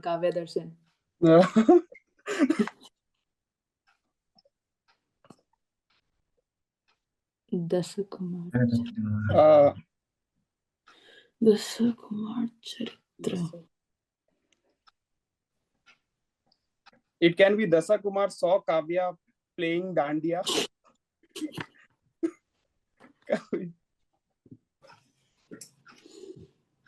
Dasakumar Charitra. Yeah, Kavya and Dasakumar obviously will relate it somehow. It's a girl's name and a boy's name. Kavya and Dasa Kumar playing And they're dandiya playing or dandiya. something like dandiya. They're playing dandiya. It's not dandiya, but dandin. What is Dandin? That we see. The only thing we have to use it for prelims. So dandiya, dandin. We will figure yes, that yes. out. If you see in the question paper, we can remember that. Yeah. Dandiya or dandi. Let's actually do all the questions so that at least we can make some weird story so that. For Vishaka Dutt. And when Devi broke her heart, she turned into a Rakshasa for Vishaka. No, I think this much is enough. I think that's enough. Yeah. Yeah. The two. I think we did Vishaka Datta. Yeah. And Bharvi is a girl. Yeah. Arjuna and Shiva were fighting. Yes. So she wrote her Actually, love story. Bharvi we can understand like this. Bhairav, Bhairav is Kal considered to be Bhairav. Shiva. And there's a story in Mahabharata which talks about Arjuna and Shiva conflict when Arjuna gets very egoistic about his powers, and when Shiva comes to just to calm down his ego which he carries. So Bhairav we could also associate with Yeah, that's Shiva. a very good one. Bhairav Bharvi wala. Bharvi Bhairav. Okay. Exactly. So we could do Then that. Chalo, I do have a person called Kavya in my life who I hate. So if I have to meet her, it will be like a dand for me. So, Kavya Darshan will be like a dand for me. We did the no Kavya is And about Kavya has a boyfriend called Charita, who is her das almost. She treats him like a slave. That's nice. Which one? Can you repeat, Shipra, again? Dandin. So Twinkle has a friend whose name is Kavya, and Kavya has a boyfriend, Kumar Charitra, who she treats like a slave. So Dasa. Yeah, this and one. meeting both of them is like a dand for Twinkle. So Dandin. Yeah. Okay, we could do that. I think Shubhanandu Vashwadatta, I think we should just buy hard that one since we can't find. And Panchatantra, we all agreed on that we can remember. Then Amar Sharmaji, like we could also do this. Like people, like here in Sharmaji ki chai pe we are discussing about kahaniya, and that the kahaniya is like Panchatantra ki stories.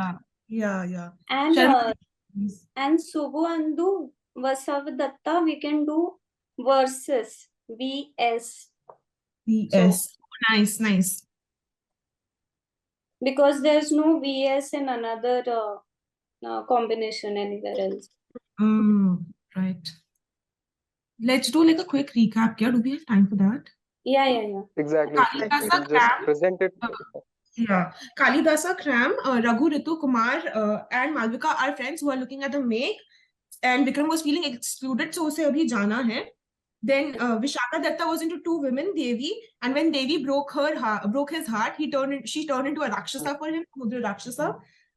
Devi, what was Shudraka? Can you cover it, Shipra? Shudraka ka, I forgot. Shudraka was a lower caste, and me being an upper caste, I gave him Rich Chakatika because I find it very funny. Okay, and then Bharvi was Bhairav, where she's the conflict about Arjuna and Shiva. She's writing Krita Arjuna, and then Dandin was Kavya has a boyfriend and Kumar Charitra, who she treats like a das, and meeting them is like a dand, so Dandin. And Sharmaji ki kahaniya is Vishnu Sharma and Panchtantra stories. And Amar Sinha Amar Kosh was the Tolka PM Tolka PR for this class. So. Yeah. And Subhandu Vasavdatta VS. Yes. Oh, we did this. We did this. Yep. My God. Congrats, everyone. And Kalidasa turned out to be very good. Yeah. Exactly. Twinkle, can you just? Shipra, are you okay though? Every love story में तेरा कोई मर रहा है. Are you okay in personal life? No, I like love stories. I read a lot of love stories. Okay. So Anshuman, I have a question for you. Yes, sir. So there are two options. two statements. The first statement is that Vishaka Datta wrote Kumarasambhav, statement number 1. And statement number 2 is Kalidas was the poet during the time of Chandragupta II Vikramaditya. Is option A is only one correct, only two correct, both correct, or both wrong? Only two correct. The second one is correct. That you said that Okay, Kalidas then who wrote contemporary of then who wrote Chandragupta. Kumar Sambhav? Kumar Sambhav, Kalidas. Very well. What about Ritu Samhara? Who wrote that? Can you again recall the name? Ritu Samhara. I think again Kalidas, if I'm not wrong. How did you remember this? Sir, I just I remembered the rest of the authors, and then I left it that all the other names are left for Kalidas. Okay, so the other who wrote Dasa Kumar Charitra? Dasa Kumar Charitra. I think it was something called Dandi, or I don't know. Yeah, it was with D. I just remember. And how did you remember that? So that D was initially, and the book was also with starting with D. So I mean, I just figured it out. I didn't know how. So Agnes, which book was written by Shudraka? Shudraka. Okay, wait. Shudraka. There were two books. Okay, Mirchaka. Mirch. I just don't know the complete name. I just remember the starting Mirch. You will get it right. No worries. And which book was written by Shubhantu? Yeah. Anyway, my guess is that you will all remember all these names. At least you will be able to recognize this. From mains perspective, it's not important. You just have to throw in a few names to further state whatever answer you're writing. But for preliminary exam, unfortunately, you will be asked some of these questions. Anyone who would want to share their strategy of how they remember this so that others can also benefit? Any interesting strategies that, okay, Twinkle, off to you. So I think, am I audible? Yes, you are. So our group accomplished this very well. So for first works of Kalidasa, we have to cram all of this. So we have a mnemonic called We Cram, and we did not. And for We Cram, Ritu, Kumar, Raghu, and Malvika are friends who are looking at the make, but Vikram is feeling excluded. इसलिए उसे अभी जाना है. And so I'm going to have to look at the list because I'm very sorry. And Vishaka Datta was into two women, Devi. But when Devi broke his heart, she turned into a Rakshas for him, so Mudra Rakshasa. Then Shudraka Kamsheti, Kashipra gave the contribution for this one. And she said Shudra, then like lower caste, she gives him Mirchi, so Mrit Chatika. So Bharvi, I think one of the forms of Shivji is called Bhairav. So there we see the conflict between Arjuna and Shiva. And so the book's name is Kritarjuna. And I have a person in my life called Kavya who I don't like seeing, who has a boyfriend called Kumar Charitra. And she treats him like a das. So meeting them is Dand, so Dandin. Then Shubhandu and Vashvadatta, we just call it PX.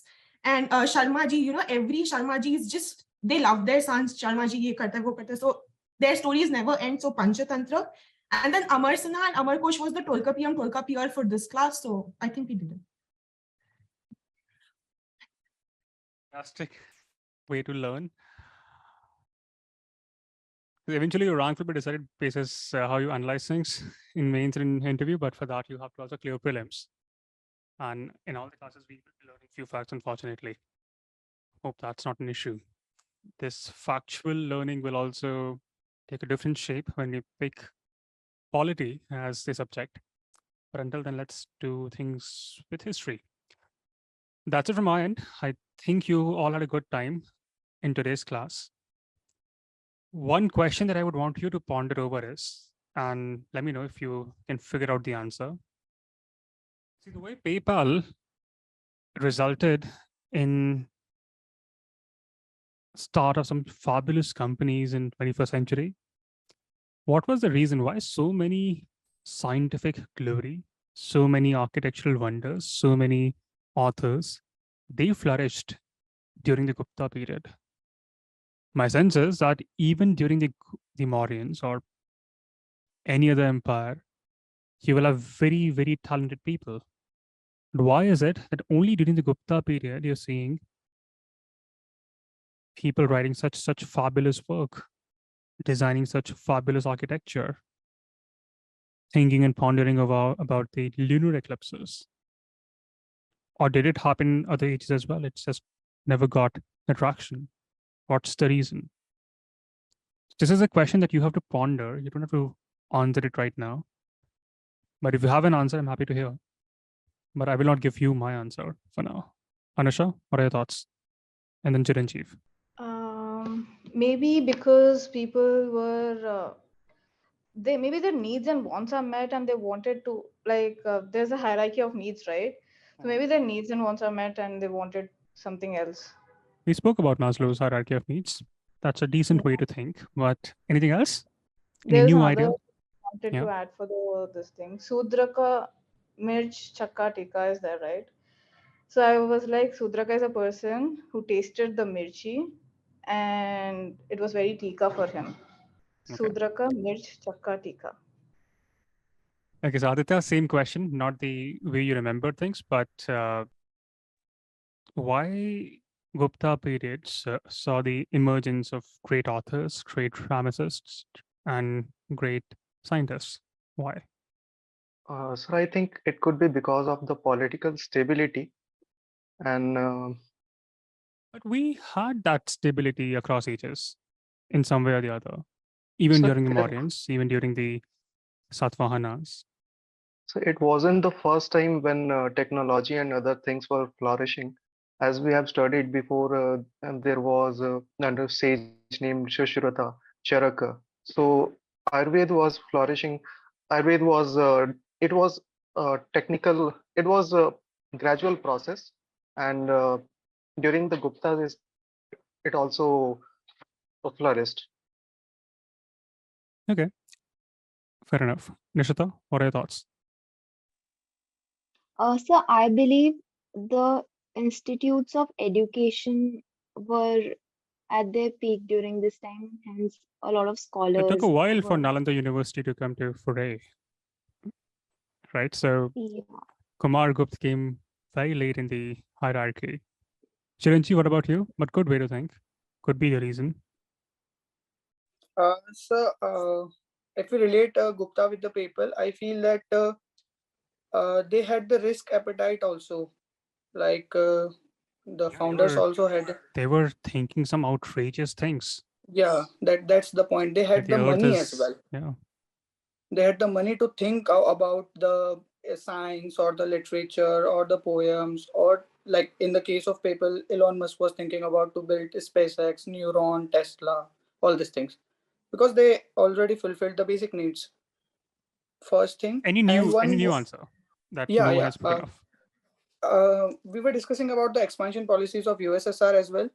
So in these terms, we can have two case study from the Vijay Mallya when he was expanding for the Kingfisher, and the CCD case study as well, Cafe Coffee Day founder who suicide after expanding his business and debt got to 5,000 crores as well.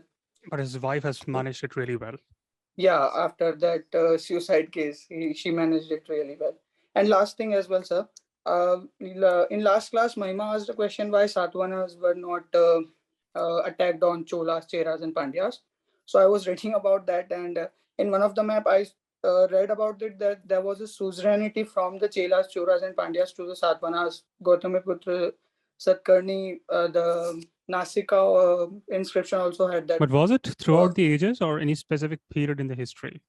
For like I think for the 15, 20 years or specific throughout? periods, Okay. for specific periods as well, that they are also controlling the southern India, and that military expedition was very, very costly as well to go with the geographical terrain and all this. I'm not sure if Mahima is here today, but I hope this addresses some of our concerns. Yeah. Like, Praketa, what are your thoughts? Thank you, sir. I want to suggest they're probably one of the few empires after a long time realizing the importance of media and controlling media through literature? That's a good point. But see, the problem with prior ages was that we could not decipher how they controlled the media. What if they were also controlling the media in some form of the other? It's a good way to think, but I cannot conclusively say that no other empire leveraged the media. My sense is that every sane ruler would want to control the media or the way they convey the message. Even Ashoka spoke in length about the great work that he did in edicts. So even he was controlling the narrative. So winners will always control the narrative.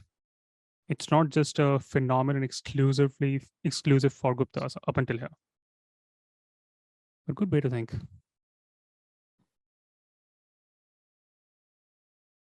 Kushi?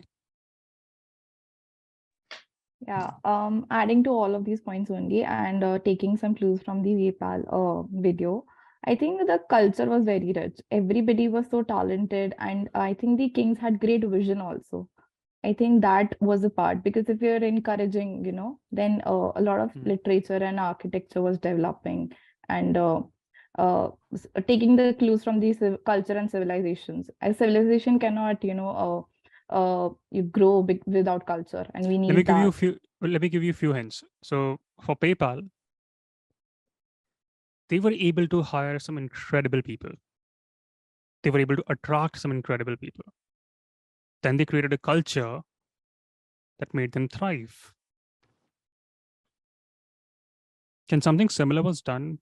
I mean, can something similar be done by the emperors or the rulers today?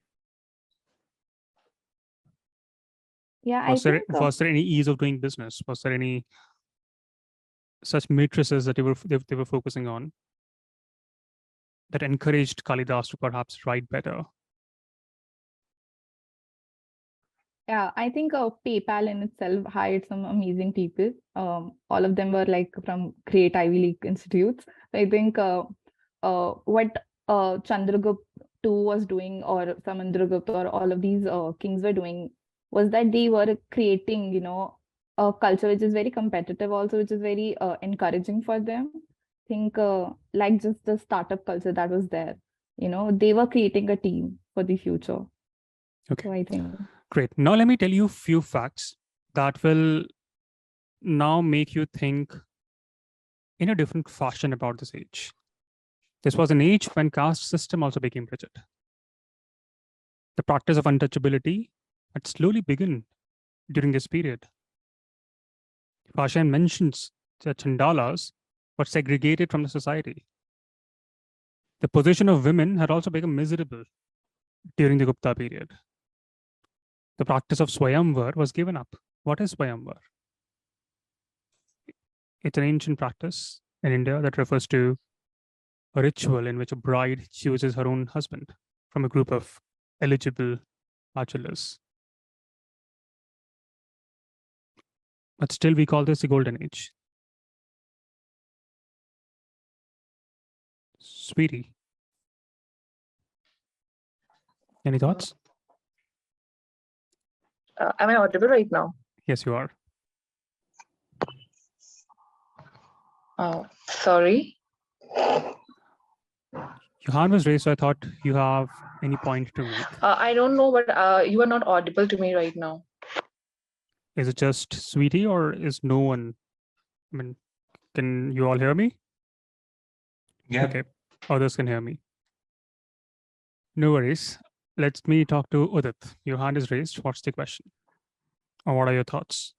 Sir, I raised my hand for the topic that you just addressed a few minutes back, that why Gupta period, why everything flourished that time, because we can see that in modern time could have flourished, but why this period is called a golden period?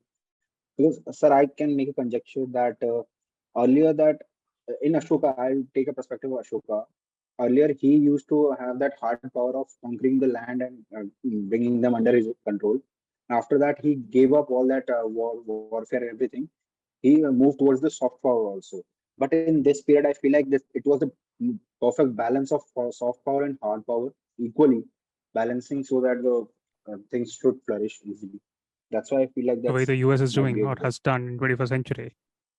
In 1962, India can speak in lengths about Hindi Chini Bhai Bhai. India can speak in lengths about the non-violence. But if India did not have the nuclear weapons, China will not listen. But today, India can safely portray soft power because it also has the might of hard power. So, The mixture of both. Yeah, so both things become important in that sense. This is a question for you that we might ponder over in the next class. I might cold call someone to see if they have any refined new views about this. But until then, I hope you had a good class today, had fun. And this brings us to an age, ends an age of golden period of India. This also makes me inquisitive. Has the golden period of India eventually ended? And if you were to pick 5 golden years of India from the day we got independence, what would those 5-6 years be that shaped the course of modern India, perhaps? So if you can think along these lines as well. Was it the Nehruvian era? Was it the Modi era? Or Manmohan Singh's reign? Or when Lal Bahadur Shastri was the Prime Minister? All right, all the very best. Take care, stay safe, and see you tomorrow.